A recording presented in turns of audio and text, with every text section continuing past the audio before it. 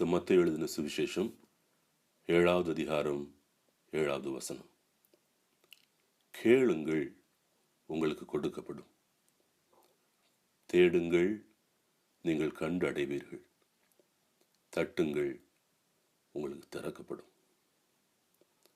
தேவையான செயல்பாடு. எல்லா மனிதர்களுமே வாழ்வில் தங்களுக்கு என்ன வேண்டும் என்று ஆசைப்படுகிறார்கள், திட்டமிடுகிறார்கள். சில வேளைகளில் அவைகள் தவறுகிற பொழுது என்ன செய்வதென்று தெரியாமல் சிரமப்படுகிறதை பார்க்கிறோம். பரிசுத்த வேதாகமம் என்ன செய்ய வேண்டும் என்பதற்கு இந்த நாளிலே வழியை சொல்கிறது. கேட்பது, தேடுவது, பின்பு தட்டுவது. அதுதான் ஆசீர்வாதத்தின் வாயில்கள் திறக்கப்படுவதற்கான வழி. 1 சாமுவேல் 1:11 வாசித்து பாருங்கள். தாங்க முடியாத தன்னுடைய துயரத்தில் அன்னா என்கிற பெண் ஒருத்தி தேவனை நோக்கி கேட்கிறாள்.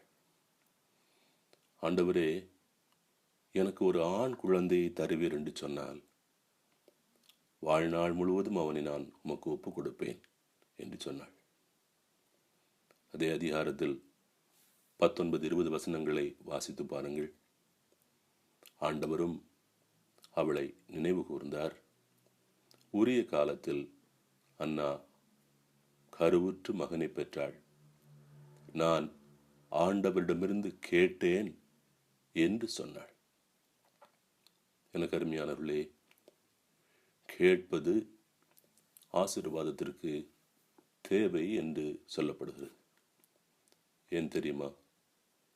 இயேசு கூட மிக தெளிவாய் சொல்லியிருக்கிறார். மத்தேயு 7:8 கேட்கிற எவனும் பெறுகிறான், தேடுகிறவன் கண்டடைகிறான், தட்டுகிறவனுக்குத்தான் திறக்கப்படும் என்று சொல்கிறார்.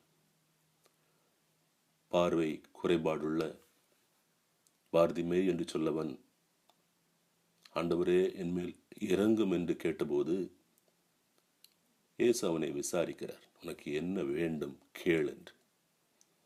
அவன் தெளிவாய் கேட்டான்.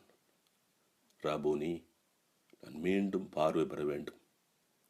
அப்படி கேட்டபோது உடன்தானே நீ போகலாம், உன் விசுவாசம் உன்னை சுகமாக்கிட்டு என்று சொன்னார். மார்க் 10:51-52. நாமும் கூட எதை கேட்க வேண்டும், எப்படி கேட்க வேண்டும், யாரிடம் கேட்க வேண்டும் என்று அறிந்து ஆசீர்வாதத்தை பெறுவோம். ஜெபம் செய்வோம். அப்பா, கேட்கிறதை ஆசீர்வாதத்திற்கான வழியாய் சொன்னதற்காய் நன்றி. உம் ஆவியானவர் தாமே எப்படி கேட்பதென்று எங்களுக்கு உதவி செய்வாராக. இயேசுவின் பெயரால் ஜெபிக்கிறோம். ஆமென்.